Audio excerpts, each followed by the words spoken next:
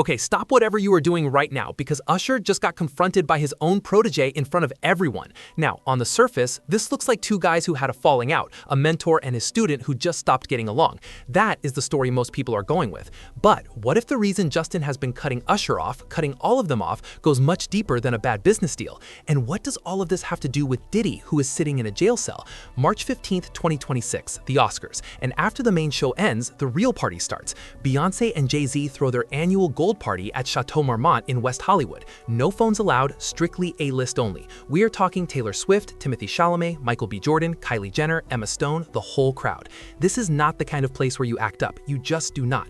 And then, for the first time in 4 years, Justin Bieber and Usher are in the same room, and something explodes. Now, before I start this video, let's get one thing clear, which is that I am not going to explain who Bieber, Usher, and Diddy are and what they have done, because most of my lovely audience already knows that. So why not get straight into the details as soon as possible? So, what actually happened at the party? Alright, so here's what we know about the night itself. TMZ officially broke the story on March 19th, 4 days after the Oscars. The headline read, "Usher and Justin Bieber have a heated exchange at Beyoncé's Oscars afterparty." And the details that came out were wild. Now, according to sources connected to Justin, Usher came up to him at the party with, and these are the exact words used, energy and anger. The two got into what was described as a heated exchange. Since no phones were allowed inside, there is no footage, but the witnesses are talking. Now, here's where the story splits. Some sources told TMZ it almost turned into a fistfight. Others, specifically people close to Justin, say there was no physical contact at all, just two guys yelling at each other in front of Michael B. Jordan and Timothée Chalamet. You know, casual. Then, celebrity gossip account Dumois stepped in with a clarification on Instagram, saying the reports were exaggerated and that Justin simply did not want to engage in conversation with Usher. No fight, no cursing, just a personal choice to completely ignore the man. Justin's camp responded to TMZ officially. They said there was no physical altercation. That is the line from his team. But here's the thing you have to pay attention to. They did not deny the confrontation. They did not say Usher did not come up to him angry. They only pushed back on the physical part. Everything else was basically confirmed. And Usher, total silence. Not a single statement, not a denial, nothing. And that silence honestly says more than any press release ever could. I haven't really been seeing eye to eye, and they haven't been seen publicly since around 2022. And now this situation just added a little bit more fuel to the conversation. Now, according to different reports from different news outlets such as TMZ and Entertainment Weekly, the two were both at Beyoncé and Jay-Z's exclusive Oscars after party at Chateau Marmont. How the relationship fell apart. To understand why this blew up, you have to go back a bit.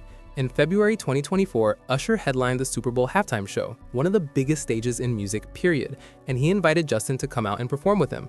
Justin said no. He flat out declined. That it might have been the fact that he was just, wanting to tell a different story right now. And I understand that. But we did have a brief conversation and, we're going to do something else in the future. But there's no love lost or anything like that. I think that it's a lot of pressure for the Super Bowl, obviously, for me to put together a show. So I reached out to everybody. Justin wasn't the only person that I actually spoke to about doing the Super Bowl.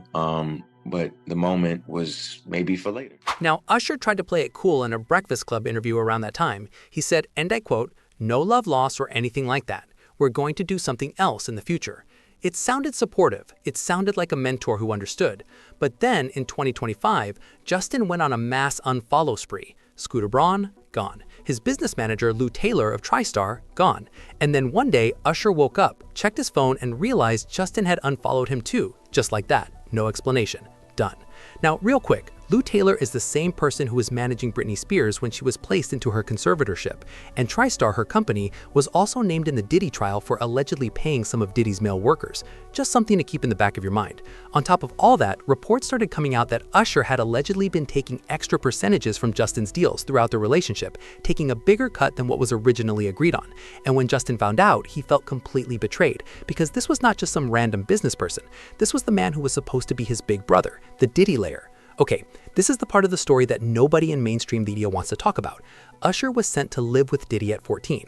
He said he saw things he could not fully understand. He admitted this himself on Howard Stern. He knew what Diddy's world looked like from the inside. And then years later, he brought a 12-year-old Justin Bieber into that same world. Just a few moments before the viral exchange, Diddy was seen presenting the teen with a convertible. Many online have branded the video as, quote, creepy, including internet personality Luke Brodkowski, who asked, "Where the hell are the parents here?" The resurfaced videos came just hours after internet sleuths uncovered an interview Usher did with shock jock Howard Stern back in 2016, in which he admitted he saw, quote, very curious things at Diddy's mansion when he was sent to live with him at the age of just 14. There you go. To learn some Flavor camp. Yeah, Flavor that's camp. what it was called. And you're going to go to Puff Daddy's. He's going In to the 90s, do you understand what that's like? Puffy's place was like just filled with chicks and orgying like nonstop, right? No, not really. I Come mean, on. but hey, it was curious. I got a chance to see some things. Yeah, but you were 13. What were you I seeing? went there to see the lifestyle, Right. And I saw it, and it was. But I don't know if I could indulge and understand what I was even looking at. It was pretty wild. It was. Now, I want to be really clear here. What you are about to hear is an allegation. It has not been proven in court, but it is something you should know about because it is a big part of why people are talking about the story the way they are. Jaguar Wright, a singer and whistleblower who has been calling out the music industry for years, sat down with real-life productions on YouTube and revealed something that made a lot of people stop and pay attention. She claimed that Usher had legal guardianship over Justin Bieber and that he gave that temporary guardianship to Diddy for those 48 hours. She said that Diddy had been trying to get access to Justin for a while, but Justin's management was pushing back, and then Usher came in, took control, promised to protect Justin, and sent him to Diddy anyway. And then Jaguar said something that is very hard to ignore. Why would Usher say he would not leave his own children around Diddy, but thought it was okay to leave Justin Bieber there for 48 hours? Again, these are Jaguar Wright's allegations. Usher has not responded to them publicly. None of this has been proven in a courtroom. But the question she is raising is the same question that many people are now asking. Justin is not among Sean Combs' victims. There are individuals who were genuinely harmed by him. Shifting focus away from this reality detracts from the justice these victims rightfully deserve. So very true. Very true. I've dealt with a lot of mental health issues. This is something that I've struggled with. It keeps on down. There you go. This is something that I've struggled with in the past. I still struggle with it, actually. And been very open about mental health issues cause just know it's okay not to be okay. Man. I think society makes it feel like we all gotta have it together, you know what I mean? But sometimes that means saying no to people who remind you of the darkest parts of your past, people who are supposed to protect you when you were a kid but didn't. Is that rude, or is it just a grown man finally putting himself first? You are not going to sit here and tell me that a 12-year-old brought into one of the most powerful and dangerous circles in the music industry owes anyone a conversation. You protect your peace, you protect your family. That is not rude, that is survival. Now, I want to know what you think. Do you believe Justin is right to cut these people off completely? And do you think Usher is ever going to address this publicly, or will he just stay quiet and hope it blows over? Drop your thoughts in the comments. We read every single one. See you in the next one.